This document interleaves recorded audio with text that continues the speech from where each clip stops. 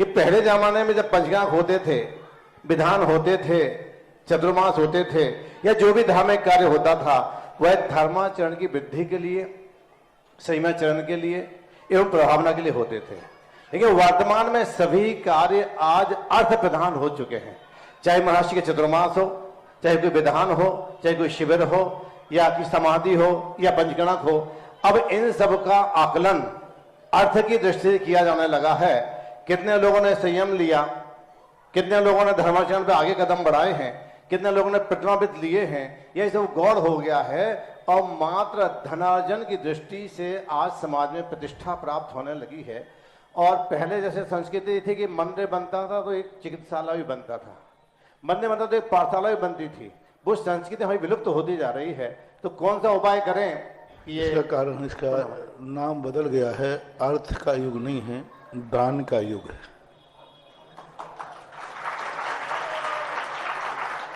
हम कह रहे हैं कि अर्थ की प्रधानता हो जाए हर कार्यक्रम में, क्यों ना ये कहें दान की प्रधानता हो रही है इस युग में। अर्थ नहीं, कोई व्यापार नहीं हो रहा है। लोगों ने करोड़ों रुपया दान दिया है और जैनाचार्यों ने स्पष्ट उल्लेख किया है, गृहस्थ यदि धर्म की प्रभावना कर सकता है तो दान से, पूजा से। कुंद भगवान ने भी कहा, पूज्यवर वीर शरण स्वामी ने कहा, दानम पूजा धम्मो सावो धम्मो, दान पूजा शील मुब्बासो चौव्य हो धम्मो। दानम पूजा मुख्यो, जो दान है वह गृहस्थ की प्रभावना है। ये यहाँ धंधा पानी नहीं चल रहा है जय कुमार जी, और ना ही कुछ चल रहा है। यहाँ लोग अपने पसीने की कमाई दान में दे रहे हैं। आज का युग दान की प्रभावना से हो रहा है, ना कि अर्थ की प्रभावना से हो रहा है। संयम की प्रभावना मुनि महाराज करते हैं, शास्त्रों में लिखा है। मुनि महाराज अपने तप से, अपने संयम से, अपने ज्ञान से, अपने ध्यान से प्रभावना करते हैं। पूज्यवर जिनसेन स्वामी महापुराण। और ग्रस्त करता है दान से, बड़ी बड़ी कल्पद्रुम महामंडल विधान से, जिन महिमा दर्शन सम्यक दर्शन का कारण है। कैसी जिन महिमा? भगवान का वैभव देखकर, भगवान का स्वर्णमयी समोषण देखकर, भगवान का जन्म कल्याणक देखकर, भगवान का महोत्सव वैभव देख करके सम्यक दर्शन के कारण होते हैं। मैंने तो कभी अर्थ का युग देखा नहीं। अर्थ वहां है जहां मधुशाला है, वहां अर्थ का युग आता है। पैसे में खरीदते हैं लोग, बारातें होती हैं, वहां अर्थ का फैलाव होता है। आज अर्थ जिस तरीके से पापों में खर्च हो रहा है, ये 200 साल के बाद तुम्हारे यहां मंदिर बन रहा है, एक बड़ा मंदिर। शादियां कितनी हुई और किस तरीके से पैसा बढ़ाया जाए। एक व्यक्ति ने कहा, महाराज पंचकल्याणा को में आजकल बहुत पैसा आता है। मैंने कहा मैं कम कर दूंगा। अरे महाराज जी बहुत कृपा होगी, आप कम कर दो, बस एक शर्त है, तुम एक नियम ले लो, मैं 500 रुपए में पंचकल्याण कराऊंगा, वायदा करता हूं। और एक भी दोष आ जाए उस क्रिया में तो मेरी गारंटी है, पूरी निर्दोष क्रियाएं कराऊंगा। कितने रुपए में? बस तुम 500 रुपए में शादी शुरू कर दो, मैं पंचकल्याण शुरू कर दूंगा। और 500 रुपए शादी में यदि कहीं कमी रह जाए, दोष आ जाए शादी में दोष, तो उसकी गारंटी मेरी है। दोष की बात कर रहा हूं। शादी 500 रुपए में होती है। दो चीजें होती है, पाणी ग्रहण और वरमाला। एक दो मालाएं कितने की आएंगी? और दोनों हाथ की हल्दी, बस 50 रुपए की हल्दी लाओ, ज्यादा ही क्या दी? हल्दी लाओ, दोनों के हाथ पीले करो, बरमान वाला जाओ, थैंक यू वेरी मच, खेलो खाओ मस्त रहो। राम और रावण दो जन्ना, इतनी सी तो काथन्ना और तुलसी लग गए पोथन्ना। इतनी सी तो शादी थी। जब पाप बढ़ रहा है, एक 6 घंटे की शादी के लिए, एक रात भर की शादी के लिए 2-2, 3-3 करोड़ की होस्टलें बुक होती हैं। 2-2, 3-3 करोड़ के, 2-2, 3-3 करोड़ के महिला संगीत होते हैं। वे हीरोइन आते हैं, 2 घंटे यूं यूं कमर की और 3 करोड़ रुपए ले जाते हैं। वो है अर्थ का युग। वहां फेंका जा रहा है, अर्थ पानी की तरह बहा जा रहा है। यहां जो अर्थ दे रहे हैं, ये अर्थ नहीं दे रहे हैं, ये दान दे रहे हैं, जी मैं देना दान दे रहे हैं। और जिस दिन इस दान की परंपरा खत्म हो जाएगी, उसी दिन जैन धर्म और जैनी मिट जाएगा। इसलिए सदा हमेशा कोई भी साधु आए, कोई भी पंचकल्याणक आए, उसकी प्रभावना दान से ही देखना चाहिए, दान ही मुख्य होना चाहिए। व्रत संयम के कारण पंचकल्याणक नहीं होते। चतुर्मास की जो बात होती है, व्रत संयम सदा से कितने अधिक से अधिक व्रत संयम 2.5 दीप में लेंगे, 13 करोड़ से ज्यादा हो ही नहीं सकते। 13 करोड़ से ज्यादा वृत्ति हो ही नहीं सकते। और व्रत संयम जितने पाल रहे हैं तो पाल रहे हैं। और आज का युग जो है व्रत संयम पालने का युग रहा नहीं। करें क्या, मजबूरी है, कुएं का पानी नहीं है। आज टीकमगढ़ के अंदर मैं एक दिन के अंदर 500 वृत्ति बना सकता हूं। समस्या है पानी की, क्योंकि बाहर जाएंगे या पानी मिलना आजकल बहुत दुर्लभ हो रहा है, कुएं का पानी का। तो ऐसी बात नहीं है। पॉजिटिव नेगेटिव मत सोचो। ये संसारी अज्ञानी सोचते हैं आज धर्म में खूब पैसा आ रहा है, खूब बरस रहा है। ये सब सीने पे सांप लूट रहा है, क्योंकि जो स्वयं नहीं कर पाता वो दूसरे को होता है। तो कई साधु भी कह रहे हैं, अरे क्या हो गया टीकमगढ़ में, कौन सा पैसे ही तो इकट्ठा हुआ है, क्योंकि वे भी यहां आए हैं, वे कर नहीं पाते, उनके सीने पे सांप लूट रहा है। जो कर नहीं पाते उनको क्यों इस पर बुराई होती है? अरे प्रशंसा करो रे कि इनके पसीने की कमाई है, खून पसीने की कमाई है, और धर्म की जब बात आई तो पानी की तरह बहा रहे हैं, अमृत की तरह बहा रहे हैं। ये करोड़ों रुपया पापों में जाता। मान लीजिए ये धर्म में नहीं लगाते तो कहां जाता?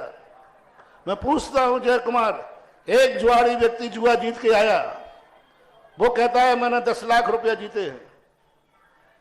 या तो आप, मैं शराब की बोतल खोल करके नाच गाना कराऊंगा, शराबी की बात कर रहा हूं मैं, अच्छे व्यक्ति की नहीं। ये मत सोचना कि अच्छा व्यक्ति, अच्छे व्यक्ति का तो मैं कहूंगा नहीं। शराब जुआ खेल के जीत के आया है, 10 लाख रुपया जीता है, और वो आ रहा है हमारे सामने, तुम्हारे सामने, सबके सामने, महाराज या वे पैसा में मैं शराब की बोतल खोल के बहुत नाच गान कराऊंगा, पाप में लगाऊंगा, और या मेरा मन कर रहा है कि मैं गौशाला में दूं दान में। शराबी है और जुआरी है, क्या जवाब दूं? दो में से एक कहना है।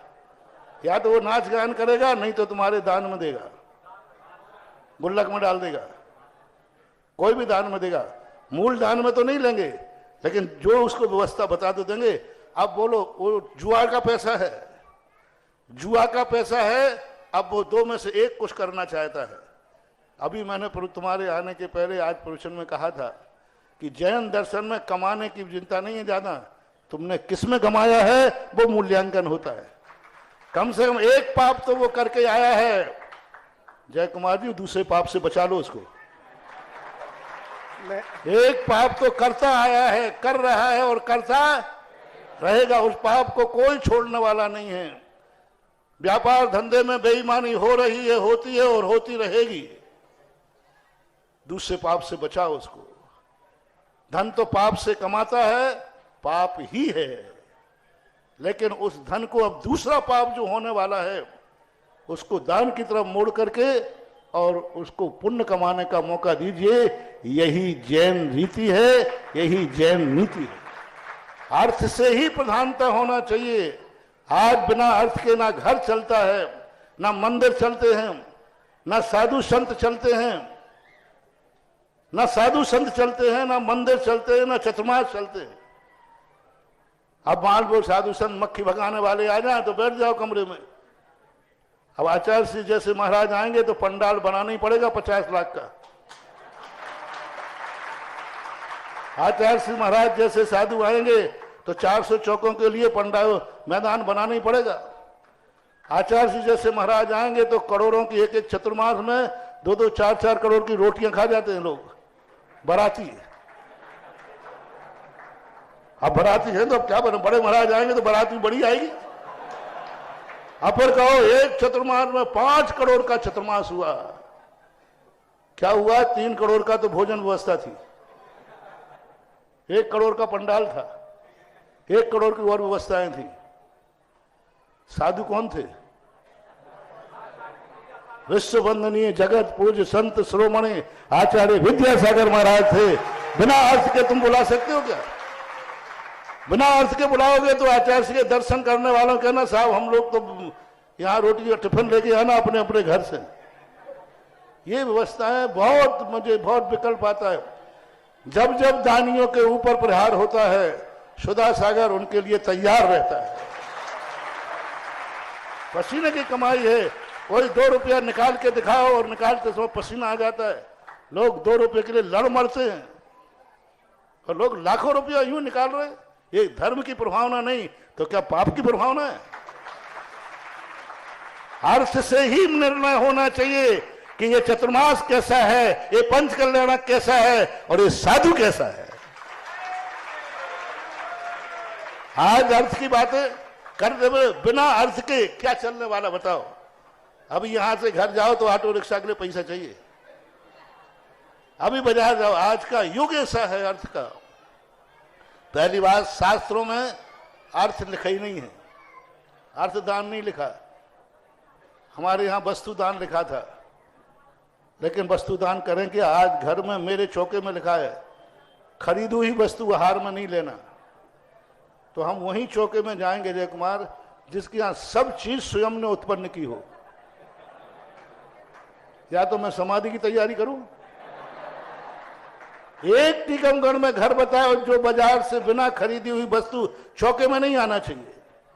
लिखा है, शास्त्र में लिखा है क्रय की हुई वस्तु शास्त्र चौके में नहीं आना चाहिए।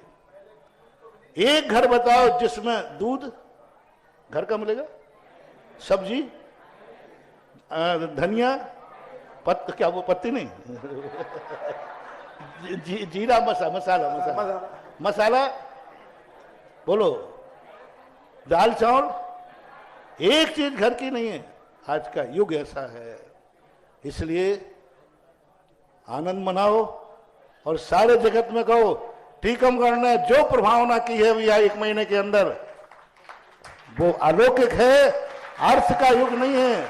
जब हार के बाद कोई 1 करोड़ रुपया बोलता है तो ये मत समझो कि हार आज बिक रहा है, ये समझो कि हार की महिमा 1 करोड़ रुपया दान दे करके आकी है। मूल्यांकन कितना किया? हमारे यहां क्रिया का मूल्यांकन नहीं है, मूल्यांकन है कि उसकी आहार की खुशी उसने 1 करोड़ रुपए से ली। वो अर्थ नहीं दिया उसने आहार दान का मूल्य बताकर अनमोल कर दिया है। जब कोई अभिषेक की बोली लेता है पहले कलश की 11 करोड़ की, भगवान के ऊपर जल ढालने से भगवान की प्रभावना नहीं होती है। जल तो सभी ढालते रहते, सभी धर्मों में ढलता है, सभी लोग ढालते हैं। लेकिन जब पहले कलश की 11 करोड़, सारा विश्व ताज्जुब कर गया कि आखिर ऐसा क्या होता है इसमें। 5 मिनट के लिए एक कलश लिया और यूं किया, कितने लग गए? और टीकमगढ़ का होता कहता है, वो कहता है और थोड़े 5-6 घंटे बैठ जाते तो 1100 रुपया में मिलता है। बाहुबली बोई के दूसरे, मचान बोई के दूसरी, पानी बोई, तो बोलो एक ने 11 करोड़ में किए और एक ने 1100 रुपए में किए, दोनों में मूर्ख कौन है? वो 11 करोड़ वाला पैसा वाला है ना ज्यादा थोड़ा।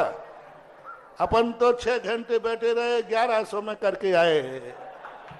अरे मूर्खो, उसका लगेगा, उसने एक कलश के मूल्यांकन 11 करोड़ करके सारे विश्व को बता दिया कि भगवान का अभिषेक वो है जिसके लिए धन की कोई कीमत नहीं है। आज अभिषेक को अनमोल कर दिया उस धन ने। धन के माध्यम से सारे ये बताना चाहते हैं, जिस धन पर लोग मरते हैं, जिस धन को लोग मार डालते हैं, जैनी कहता है धर्म के सामने धन की कोई कीमत नहीं है। लो हम 40 लाख देते हैं, हम 1 करोड़ देते हैं, ये धर्म की बहुत बड़ी प्रभावना है। सदा जयवंत रहे। शिक्षा और शिक्षा क्षेत्र में खूब काम हो रहा है, बहुत काम हो रहा है। चिकित्सा क्षेत्र में पहले के लोग बीमारियां ऐसी नहीं थी। पहले एक आयुर्वेदिक खोल देते थे कमरे, हमने देख लिए सब पुराने चिकित्सालय, एक कमरे में बैठे रहते थे, वैद्य जी पुड़िया लगाते रहते, कौन सी सीतोपलासी चूर्ण की, लवण भाषण चूर्ण की, प्रवाल पिष्टी की, मोती भस्म की। आज ये दवाइयां रोगों पे काम नहीं करती। आज एक अस्पताल खोलने के लिए एक डॉक्टर चाहिए जिसकी 50 लाख रुपए महीने की फीस हो, 10 लाख रुपए, 5 लाख रुपए फीस हो। आज अस्पताल खोलने के लिए, आज आयुर्वेदिक, मैं 10 जगह आयुर्वेदिक अस्पताल खोल चुका, सब बंद हो गई, सब बंद हो गए, कोई आता ही नहीं है, वैद्य की तनख्वाहें नहीं निकलती। आज की बीमारी देखो, आज के युग देखो, और अस्पताल खुल रहे हैं, ऐसी बात नहीं है। आज भाग्योदय जैसा सागर का अस्पताल खुला, आज अभी ललितपुर में महावीर नेत्र चिकित्सालय, महावीर जैन चिकित्सालय खोला, जिन्होंने एक व्यक्ति ने करोड़ रुपया दान देकर के महावीर चिकित्सालय खोला। सब जो हो रहा है उसकी प्रशंसा करो, जो नहीं हो रहा है उसको लागू करो। ऐसा हो रहा है तो ऐसा नहीं, अस्पताल भी खुलना चाहिए और विद्यालय भी खुलना चाहिए, अनाथालय भी खुलना चाहिए, गौशाला भी खुलना चाहिए, और हमारे गुरुजी ने ये सब खोले हैं। हमारे गुरुजी ने जहां कुंडलपुर का करोड़ों रुपए का मंदिर बनाया, वहां करोड़ों रुपए का भाग्योदय बनाया, और करोड़ों रुपए की गौशालाएं बनाई, करोड़ों रुपए के हथकरघा बनाए, करोड़ों रुपए की प्रतिभा स्थली बनाई। चारों तरफ से मॉल है मेरे गुरु, और वही संस्कार हैं। आ जाओ मैदान में, किसको किसमें देना है। एक बार एक व्यक्ति ने जयपुर की, आ गया प्रसंग तो आ जाने दो, एक बार ललितपुर की घटना है कि एक बार किसी का, महाराज जी मेरा मंदिरों में दान देने का मन नहीं होता, आप तो कोई सोशल काम कीजिए। मैंने देखता हूं तो सोशल काम में क्या हुआ, 8 दिन के बाद ही वहां महावीर नेत्र चिकित्सालय की चर्चा चली, तो मैंने वो घोषणा कर दी। तो एक आया, बोले महाराज जी अस्पताल, औषधि सब हो जाती, कोई विद्यालय खोलो। तो काकताली न्याय से विद्यालय की घोषणा हो गई। तो मैंने कहा भाई जिनको मंदिरों में नहीं देना है वो विद्यालय में दे दो, विद्यालय में नहीं देना तो अस्पताल में दे दो। जो व्यक्ति चर्चा की थी वो व्यक्ति मैं 10 साल से घूम रहा हूं, आज तक मेरे सामने नहीं आया। अभी भी ढूंढता रहा मैं, तो फिर मैं अभी कह के आया, मैंने कहा वो व्यक्ति 10 साल हो गया मुझे नहीं मिला, लगता है ऊपर चला गया होगा, मैं क्या करूं। तो ये होता है। अरे आज पैसे का दान देना हंसी मजाक मत समझो, आज पैसे पर लोग मरते हैं, मार डालते हैं, पैसे के लिए क्या पाप नहीं करते हैं। ऐसे प्राणों से प्यारा पैसा, आज का युग है बहन भली ना भैया, रुपया वो रुपया, लाखों रुपया तुम्हें मंदिर में दान दे रहे हैं। कितनी बड़ी धर्म की प्रभावना है, इस प्रभावना को कायम रखो, और रखो। वही साधु, वही पंडित, वही ब्रह्मचारी इस बात को कहते हैं जो ये काम नहीं कर पाते हैं। इसलिए प्रशांत जी, अब दूसरी जगह ये प्रश्न मत पूछना, नहीं तो जवाब उल्टा मिलेगा। हाँ, कई लोग प्रश्न क्या करते हैं, पहले यहाँ सुधा सागर के पूछेंगे, फिर दूसरे सागर के पूछेंगे, फिर तीसरे सागर के पूछेंगे, फिर कहेंगे भैया बताओ कौन कौन महाराज की माने। ये महाराज जा कह रहे, बे महाराज बा कह रहे। अरे एक डॉक्टर की दवाई खा के मरो। एक प्रश्न एक साधु से करना चाहिए, वो प्रश्न दूसरे साधु से नहीं करना चाहिए। मेरा सिद्धांत है एक डॉक्टर की दवाई खा के, आगे आप बोल दो, एक डॉक्टर की दवाई खा के मरो, कम से कम जीवन बीमा पास हो जाएगा। प्रश्नों को वही करो एक स्थान पर। मेरे सारे जगत से, किसान जी का तो एक निमित्त बन गया, सारे जगत से मेरा कहना है एक प्रश्न एक साधु के पास ही करना चाहिए। कई लोग अनेक प्रश्न एक साधु से पूछते हैं, सब साधु अलग अलग जवाब देंगे। सब साधुओं का सोच अलग अलग है, अपना अपना विचार है, अपने अपने सिद्धांत है, और तुम सारे सिद्धांतों को यदि इसका ग्रहण करो तो नहीं हो सकता। मेरा सिद्धांत है अर्थ ही आज के युग में धर्म की रक्षा कर सकता है। आज शिखर जी को बचाने के लिए धन चाहिए है, बिना धन के हम शिखर जी नहीं बचा पा रहे। हर बार केस लड़ते हैं, मेरे पास आते हैं, मैंने कि भाई क्या बात है, बोले मेरे पैसा नहीं है, 2-2, 5-5 करोड़ रुपए इकट्ठे कराना पड़ते। आज शिखर जी का खेत हार रहे हैं पैसे के अभाव में। आज हमारे मंदिर तीर से लुट रहे हैं क्योंकि हमारे पास पैसा नहीं है लड़ने के लिए, वकील करने के लिए। पैसे के अभाव में आज शिखर जी यदि लड़ते, आपको 100 करोड़ रुपया लगेंगे, आपकी शिखर जी आपके पास हो जाएगी, एक साथ लगेंगे। एक एक करोड़ 2-2 करोड़ रुपया वकील लेते खड़े होने के, कहां से लाओगे पैसा? आज का युग पैसे से है। धर्म बचेगा तो पैसे से, तीर्थ बचेंगे तो पैसे से, प्रभावना होगी तो पैसे से। इसलिए धन देने वालों सदा तिजोरियां खोल के रखना, बंद मत करना। यहां स्वागत है आपका।